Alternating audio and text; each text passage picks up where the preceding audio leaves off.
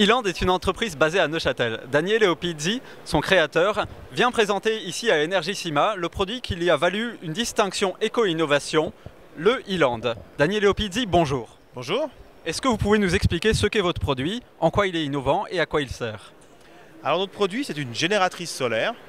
Donc il est innovant parce que c'est la première fois au monde qu'on intègre tout un système de manière verticale qui produit de l'énergie à partir du soleil et ensuite qui est restitué dans une batterie pour l'utiliser pour charger différents appareils. D'accord. Donc quel est le public cible de votre appareil? Alors le public cible, c'est un public qui lui a besoin d'électricité, il est souvent hors réseau électrique.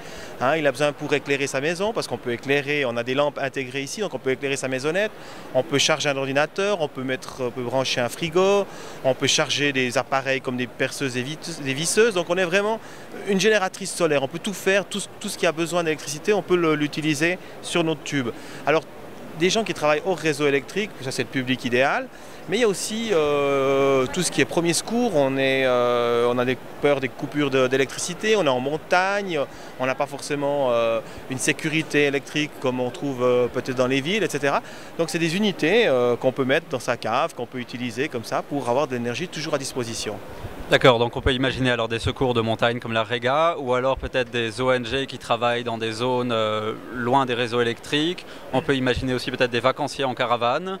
Alors effectivement, alors là je parlais surtout des loisirs, par rapport aux loisirs au sens large pour tout ce qui est habitation, mais aussi une très très grosse demande au niveau des ONG qui elles partent en pleine campagne avec rien du tout et elles ont besoin de quelques heures par jour d'électricité pour soit éclairer, pour faire des interventions chirurgicales même des fois, ou bien pour un ordinateur, pour de la communication. Quand on est loin du monde, il faut communiquer, on a besoin de telle et telle chose, etc.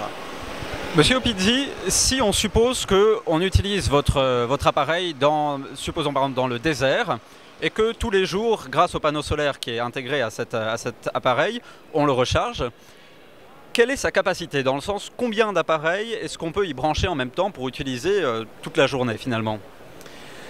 Alors, ça dépend. Si on fait de l'éclairage, par exemple, on peut mettre jusqu'à 4 voire 8 lampes. 4 lampes, c'est environ 20 heures d'autonomie, 8 lampes, une dizaine d'heures d'autonomie. Donc 8 lampes, vous éclairez une grande salle, quoi. Donc vous avez 10 heures d'autonomie.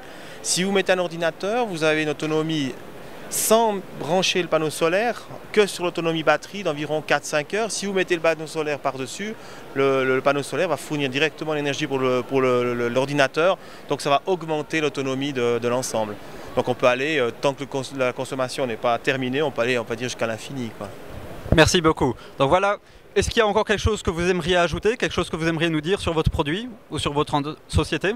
Oui, alors au fait, on est parti sur une logique d'intégration complète, donc tout est dans un tube, c'est ultra léger, ça fait une dizaine de kilos. On a fait une qualité militaire, c'est-à-dire au niveau des plastiques, au niveau de l'étanchéité, au niveau de la connectique, tout ça c'est de la qualité suisse. On appelle ça qualité militaire, simplement pour qu'on puisse utiliser ça dans toutes les circonstances, dans toutes les situations, dehors, en plein désert, dans le sable, dans l'eau, etc. Donc là, vous avez même une batterie, un bloc batterie qui est plongé dans l'eau pour montrer que ça fonctionne effectivement aussi dans l'eau.